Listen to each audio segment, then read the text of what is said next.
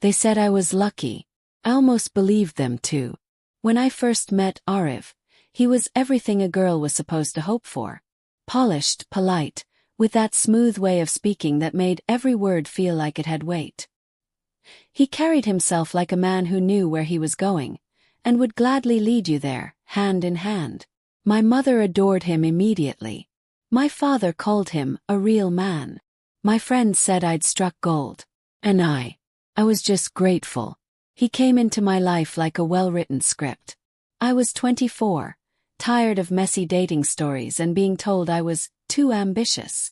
Arif was different. He listened when I spoke, remembered the names of my colleagues, and asked my younger brother about his college exams like he genuinely cared. He never raised his voice. Never once made a scene. Our wedding was everything I'd dreamed of since I was a little girl tying red ribbons around my dolls. Gold threads, white orchids, and that smile. His perfect photogenic smile. He held my hand as we circled the fire, whispering, "You'll never have to worry again." People cried happy tears. The kind you see in movies. He was the man who pulled chairs out for aunties and offered to wash dishes after dinners. The man who touched my lower back just enough to seem loving, but never too much. At family events, he was the golden boy. My cousins asked me how I'd found someone like him. His parents beamed whenever he spoke. I heard the word ideal thrown around so often. I began to feel guilty for the moments I didn't feel as lucky as I looked. Because behind closed doors, the perfect smile was paper-thin. The things he said in public, so gentle, were often turned sharp in private. I remember once telling him I wanted to take a design course, something small online just for myself. He smiled, placed a hand on my shoulder and said, "That's sweet. But don't you think your time would be better spent learning how to cook something edible first?" Then he laughed like it was a joke. Laughed too. Because what else do you do when the joke is on you? First I excused it. Everyone has flaws. No relationship is perfect. Maybe I was too sensitive. He would say something cold, then hold me that night and talk about his stressful day. I let it go. Again and again. To the world, I was the woman who'd married a dream. At home, I was constantly questioning my own reality. There was no bruising. No yelling. Nothing dramatic that you could point to and say, "Look, this is wrong." Instead, there were smiles that hid sarcasm, compliments with poisoned edges, and love that felt like it came with a measuring tape. He loved me best when I was silent, obedient, grateful. And for a long time I gave him what he wanted. But silence is a strange thing. You think you're protecting peace. In truth, you're only feeding the storm. Looking back now, I don't know exactly when the shift happened. When the man I married turned into the man who made me feel invisible. Or maybe he was always this way. Maybe I was just too eager to be loved, too willing to believe the image he sold so well. They said I was lucky, and I smiled like I believed them. I let them say it. But inside, I was already drowning in a truth I hadn't dared to speak aloud. Not yet. He never raised his hand. But his silence could shatter glass. The cracks didn't appear all at once. They were slow, creeping things, like hairline fractures on a porcelain vase. Invisible to others. Painfully obvious once you felt them from the inside. Started with small things. I remember once spending the afternoon with an old college friend, Priya, who was visiting town.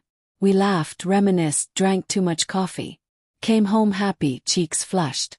But Arif was waiting at the door, arms crossed, eyes cold.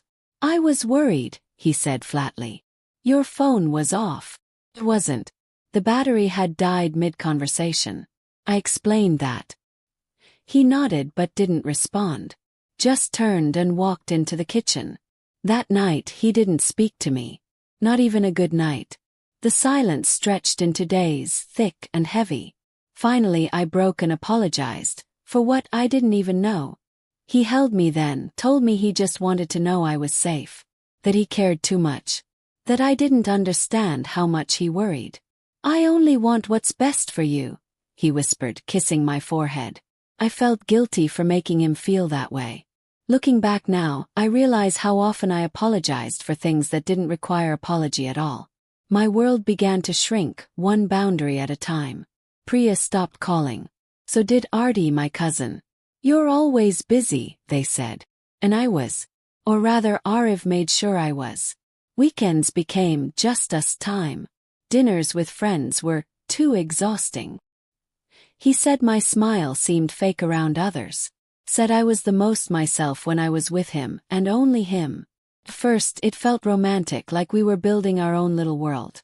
But slowly, it became a prison with soft walls and pretty curtains. He monitored my phone subtly, never demanding, but always curious. Who messaged you at midnight? Why is your ex-classmate still liking your posts? Didn't feel like spying. Felt like concern. Until one day I changed my password and he noticed instantly. That night, he didn't touch his dinner. I changed it back the next morning. He mocked my dreams, but always with a smile. When I told him I wanted to open a handmade craft page online, he said, "That's cute. But you think anyone will buy that stuff? You'll get bored in a week anyway." When I brought it up again a month later, he said, "Baby, I'm just being real with you. You hate failure. Why put yourself through that?" I stopped bringing it up. He didn't insult me directly. He didn't need to. His disapproval hung in the air like invisible fog. I began second-guessing everything. My words, my clothes, the way I laughed too loud or ate too slow. He never told me I was ugly. He just stared too long at girls on TV and looked away too fast when I walked into the room. And the worst part, I started believing it was my fault. I wasn't grateful enough. I was too emotional, too needy. Not enough of whatever a good wife was supposed to be. He'd remind me of all the ways he provided. The house, the groceries, the fact that I didn't have to work.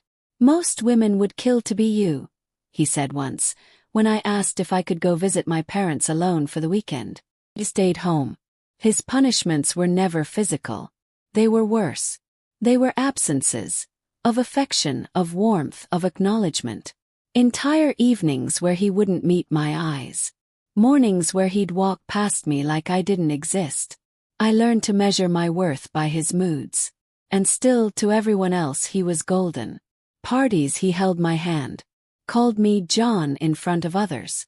Made jokes about how I was the better half. People adored us. My mother once told me, "You're so lucky, beta. He treats you like a queen." Smiled. Because it was easier than explaining why I cried in the shower most mornings. Eventually I stopped crying. Numbness became routine.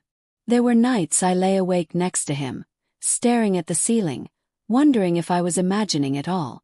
He made me feel crazy because nothing he did was obvious. It was all in the tone, the timing, the looks that said more than any slap could. And whenever I gathered the strength to say something, he'd pull me into his arms, whisper soft things, make love to me like nothing was wrong. Then he'd be gone again. Not physically. In the daylight, everything looked fine. But I was disappearing. My voice, my confidence, my fire, they were all fading. Slowly, quietly.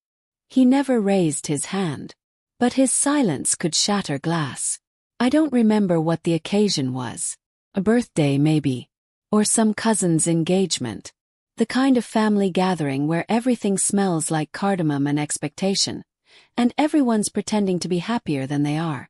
The living room buzzed with conversation and clinking glasses. Laughter echoed from every corner. And there was Ariv, moving through the room like a prince at his own coronation. He laughed easily, offered drinks to uncles, helped aunties with their saris. Everyone loved him. As always. I stood in the doorway to the kitchen, wiping my hands on a towel, when he called out to me. "Sweetheart," he said, voice sugar slick. "Don't burn the rotis this time, You know how Ma's stomach gets." Laughter followed. All eyes turned to me, some chuckling, others offering sympathetic smiles.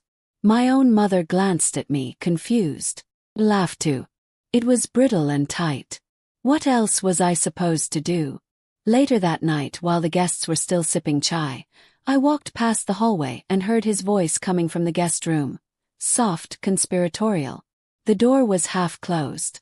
I paused, not intending to eavesdrop. Then I heard him say my name. She's fine, Ma. Just gets dramatic, you know how she is.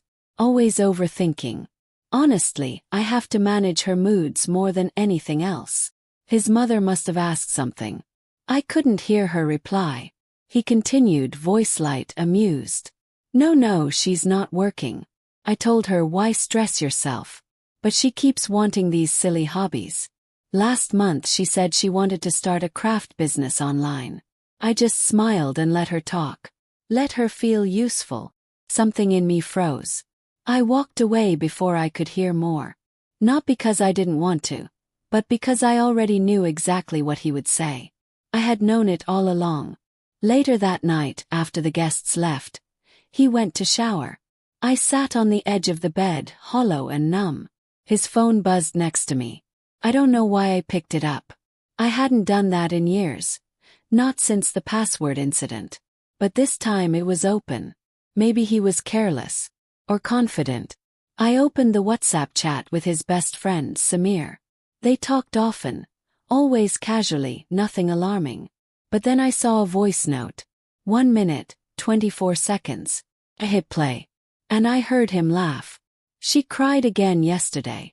Full drama, said she felt unseen. Honestly, I don't know if she's just hormonal or mentally unstable. I told her to calm down, and she stormed off like some tragic heroine.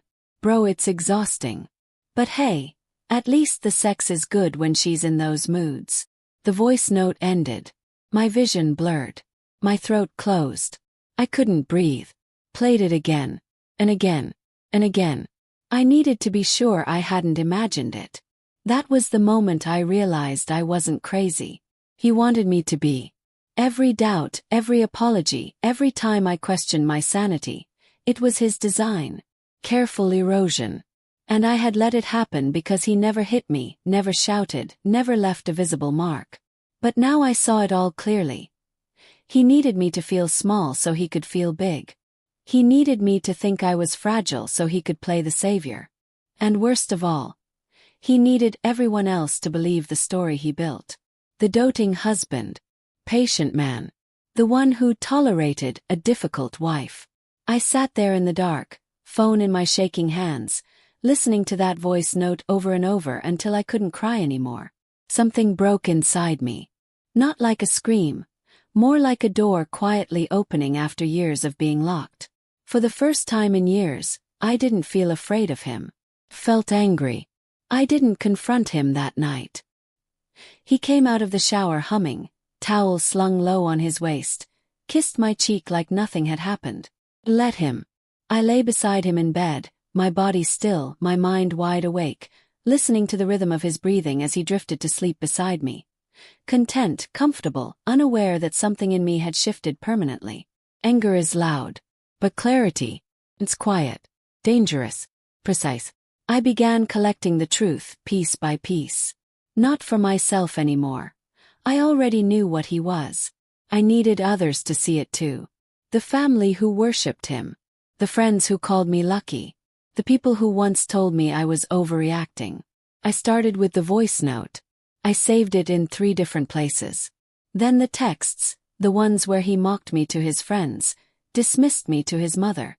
I took screenshots, labeled them, timestamped them. I went through my own messages too. The ones I'd once deleted after our arguments, thinking they were too petty to keep. Now I wished I had more. So I wrote. I opened a blank document and poured in everything I could remember. Every conversation, every time he gaslighted me, twisted my words, turned my pain into a joke. Every time he left me feeling small and uncertain. My journal became my courtroom. My words, the evidence. For the first time in years I told someone. My sister Mira. She didn't say, "Are you sure?" She didn't ask if I was exaggerating. She just listened. And when I finished, she whispered, "You're not crazy. And you're not alone." I cried, but not out of sadness. I cried because I finally felt real again. We made a plan. There was a dinner coming up. A celebration for my father-in-law's retirement. Both families would be there. Cousins, parents, a few close friends. A big, beautiful stage for Arif to shine. The perfect audience for his performance. And the perfect moment for the curtain to fall. I didn't rehearse what I'd say. I didn't need to. The truth had been living inside me for so long. It was ready to speak without a script. In the days leading up to it, I played my part. I smiled at his jokes. Cooked his favorite meals. Let him believe I was slipping back into silence. But every night, I looked in the mirror and repeated one line to myself. You are not the one who should be ashamed. By the time the night arrived, I wasn't nervous. I was calm, focused, like the stillness right before a storm breaks open the sky. He had taken everything from me. My voice, my confidence, my name. Now I was ready to take it back.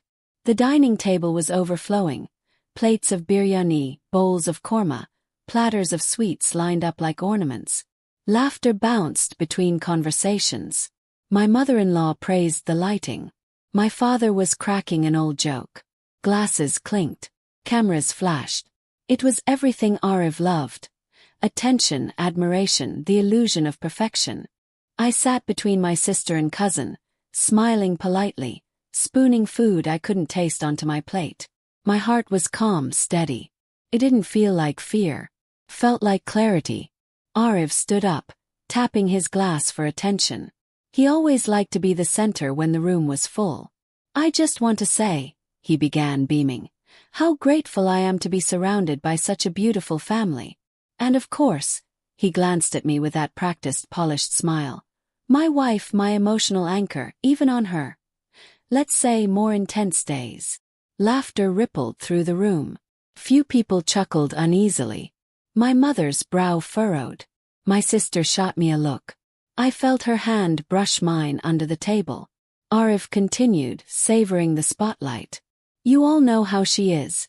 Sensitive, creative, dramatic at times. But we balance each other.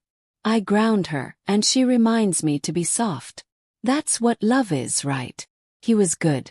I'll give him that. He knew how to make condescension sound like romance. I stood up slowly. The room quieted. I have something to say, I said, my voice steady, louder than I expected. Arif's smile didn't break, but his eyes flickered. Darling, maybe we can save it for after. No, I said. Now. Everyone was watching. All those familiar faces. His parents, mine, the aunts and uncles who'd always called him the ideal husband. I felt the weight of their expectations pressing against my ribs. And then I let it go. For years, I began. I've been living in a version of this marriage that none of you have seen. Behind the compliments and the matching outfits and the Diwali photos, there's been silence, control, humiliation. Arif stepped forward, hand half raised. I think you're tired. Let's. I pulled out my phone and pressed play. His voice filled the room. The voice note from his friend Samir. She cried again yesterday. Full drama, said she felt unseen. Honestly, I don't know if she's just hormonal or mentally unstable. But hey, at least the sex is good when she's in those moods. The silence afterward was deafening. I could see his mother's mouth drop open. My father-in-law looked like he couldn't breathe. My mother stared at the floor, frozen. My sister stood up beside me, arms crossed, eyes burning. Still Arif tried. That was taken out of context, he said quickly. It was a joke, I was venting, everyone says things like that. I turned to the crowd, not him. I have more, I said. Texts where he mocks me to his friends. Messages lying to his mother about what I do all day. Years of being told I was too much, too emotional, too needy. Of being isolated from my friends, made to feel like I was the problem. He laughed, nervous, desperate. Come on, this is insane. Everyone argues. Every couple has issues. Yes, I said, still facing the room. But not every husband turns his wife into a caricature behind her back. Not every husband builds a version of her that makes him look like a hero. He moved toward me then, voice low, dangerous. You're making a fool of yourself. I looked him straight in the eye. No, I said. I'm showing them who you truly are. I let the words hang in the air. It wasn't rage in my voice. It wasn't drama. It was the kind of stillness that comes after a long, slow burn. The kind that leaves nothing untouched. A few people started speaking at once. Whispers, questions, disbelief.